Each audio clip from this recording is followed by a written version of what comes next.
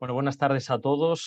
Muchas gracias a Carprimur por invitarme a participar en este curso formativo virtual. Y bueno, me ha pedido Sergio que sea muy breve y sintético y yo os voy a presentar simplemente la ruta asistencial Carprimur sobre hipercolesterolemia, ¿vale? Serán 10 minutos, o sea que voy a hablar de las cosas básicas que tiene esta ruta asistencial. Fundamentalmente está dividido en tres partes. Primero habla de dos escenarios clínicos, después se hablan de los principales grupos farmacéuticos, farmacológicos, y luego pues habla de recomendaciones para pacientes y para el médico, ¿vale? El primero de los escenarios clínicos sería una hipercolesterolemia de debut, que esto nos lo podemos encontrar tanto los médicos de primaria como cualquier especialista. Entonces, como con cualquier patología, pues habrá que hacer una anamnesis, una exploración física y una analítica. La anamnesis fundamentalmente va destinada a ver los factores de riesgo cardiovascular concomitantes que lleva el paciente, ¿vale? Porque eso va a ser importante, como ya veremos más adelante. También ver si hay algún tipo de fármaco que pueda aumentar el colesterol y sobre todo los hábitos de vida, la dieta y ejercicio que hace el paciente. En la exploración física nos centraremos fundamentalmente en el índice de masa corporal para ver si hay una obesidad o no. Y bueno, podemos ver otra serie de signos, los antelasmas, santomas o arcocorneales, que bueno, estarían más presentes en hipercolesterolemias secundarias. La analítica sería una analítica básica, con CK, con hormonas tiroideas, con función hepática y renal. Una vez que tenemos, digamos, enmarcado a nuestro paciente, lo primero que tenemos que hacer es una estratificación del riesgo cardiovascular según SCORE, ¿vale? Entonces, una vez que tenemos el riesgo cardiovascular, pues vamos a planificar nuestra intervención según los niveles de colesterol LDL que tenga, pues vamos a ofrecer una serie de tratamientos, dieta ejercicio o un tratamiento farmacológico. Definimos estos objetivos de control y entonces intentamos tratar no solo la dislipemia, sino el resto de factores de riesgo cardiovascular. El escenario de una hipercolesterolemia de debut, si no tiene otras cuestiones añadidas, fundamentalmente es del ámbito de control y de seguimiento de la atención primaria. El segundo de los escenarios sería un paciente que está en prevención secundaria cardiovascular. Si nos encontramos con un paciente que tiene una cardiopatía isquémica estable, que tiene un buen control de cifras de LDL, que no tiene ningún problema con la medicación, pues bueno, sería un paciente que tendría un perfil más de control en atención primaria. Sin embargo, si tenemos un paciente con un síndrome coronario agudo de menos de un año de evolución, tiene un mal control del colesterol o tiene algún problema con la farmacología, pues podemos hacer una INP a cardiología pues para comentarles el caso y ellos pues nos pueden comentar o citárselo para hacer el seguimiento.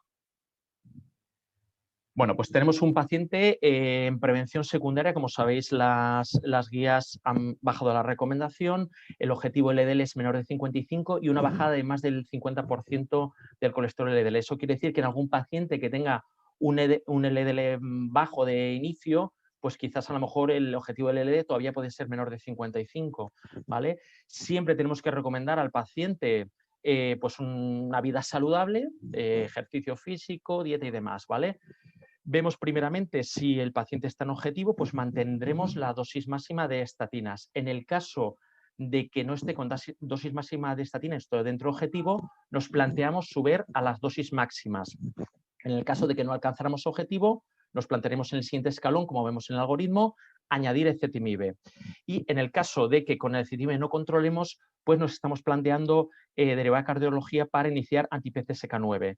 Como podéis ver, en los escenarios en los que el LDL es mayor de 100, nos podemos plantear pasar un escalón. Es decir, si tenemos un paciente que está con estatinas, aunque no sean dosis máxima, pero un LDL mayor de 100, estamos hablando de prevención secundaria, nos podemos plantear pasar directamente a una dosis máxima de estatina con ezetimibe. O si tenemos un paciente que está con dosis máxima de estatina y tiene un LDL mayor que 100, podemos ya plantearnos hacer una INP a cardiología para valorar anti-PCSK9. En el caso, como vemos aquí en el recuadro naranja, pues que el paciente está con dosis máximas de estatina, con ezetimiba y el LDL es menor de 100, pues tendremos que individualizar según sus factores de riesgo concomitantes, su situación general, pues el consultarlo a cardiología. Y es muy, muy importante, antes de intensificar el tratamiento, siempre verificar que el paciente cumple adecuadamente con el tratamiento, se toma la medicación, porque es la principal causa de no consecución de objetivos de LDL.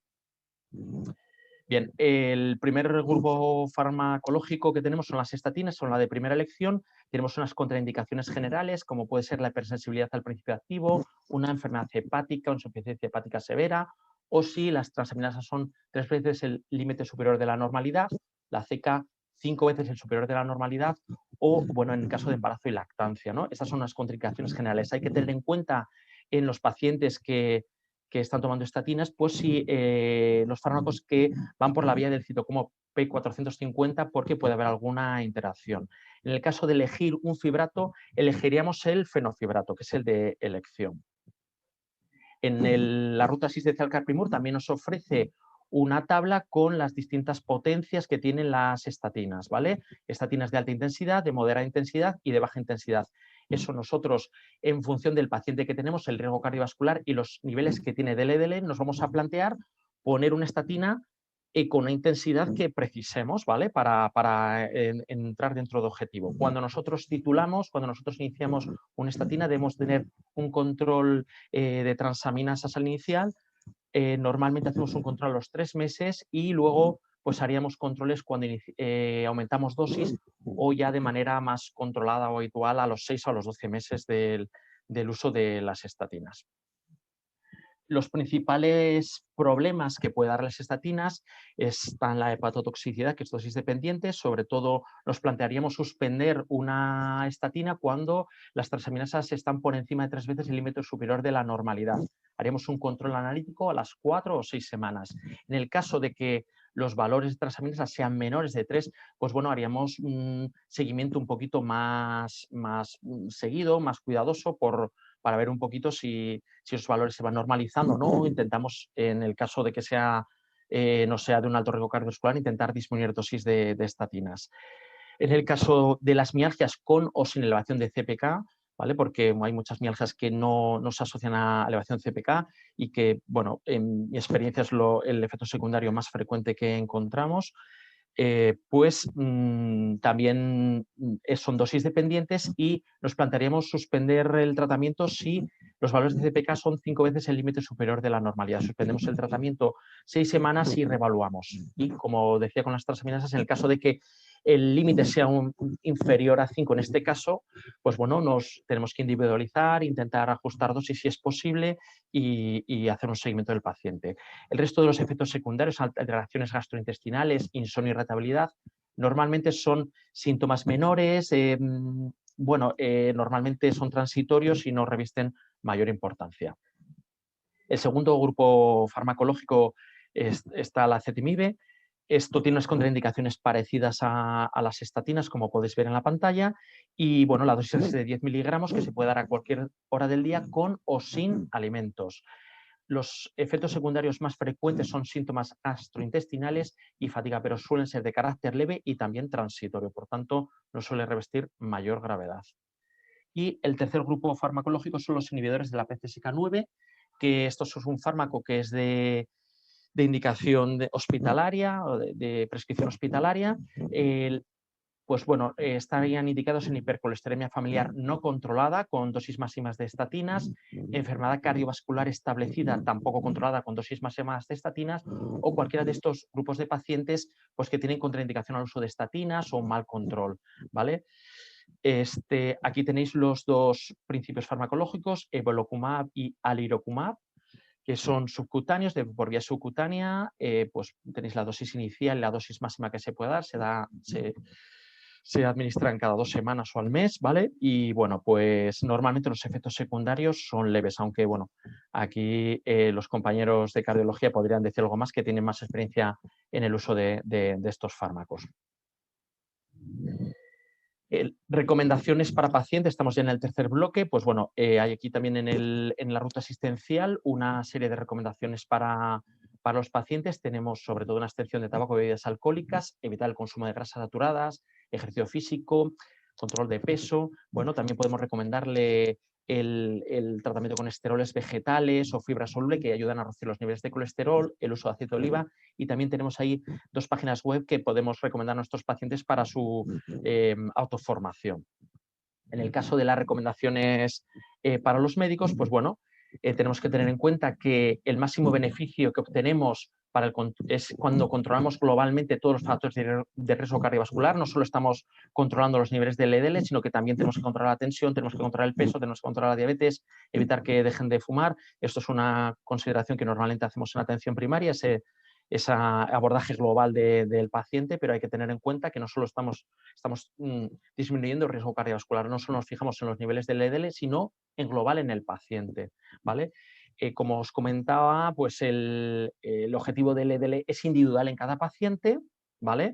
Lógicamente tenemos las tablas de score, pero también hay que individualizar porque hay pacientes pues, que a lo mejor tienen antecedentes familiares de primer grado de enfermedad cardiovascular precoz o que tienen apnea del sueño, que tienen enfermedades, digamos, autoinmunes que pueden o alguna serie de consideración que también nos pueda a nosotros orientar a que él tenga un riesgo un poco más aumentado que lo que nos ofrecen las tablas. Entonces, bueno, el objetivo del ED lo tenemos que individualizar, aunque tenemos unas escalas para orientarnos a ello. Para evaluar la respuesta al tratamiento hipolipemiante lo podemos hacer a las 4 o 8 semanas. En el caso de que tengamos triglicéridos mayores de 400 no podemos utilizar la fórmula, entonces nos basaríamos en el colesterol no HDL, que sería el colesterol total menos el HDL, y el punto de corte pues sería el mismo que el LDL más 30, ¿vale? O sea que, por ejemplo, un paciente de muy alto riesgo cardiovascular en vez de 55 tenía un colesterol no HDL menor de 85.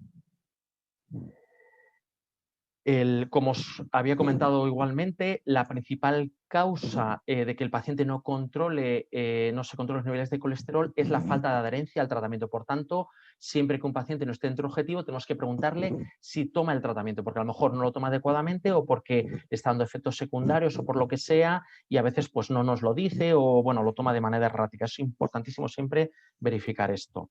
Y bueno, pues también como todos los fármacos pueden tener efectos secundarios, pues nosotros si sospechamos que hay un efecto secundario, suspendemos el tratamiento, hacemos una observación de si desaparecen esos síntomas que el paciente achaca al tratamiento y bueno, valoramos un cambio de tratamiento o reducir dosis o lo que creamos conveniente según el riesgo cardiovascular. Hay que tener en cuenta también que los pacientes asintomáticos no se recomienda una monitorización rutinaria de los niveles de CK.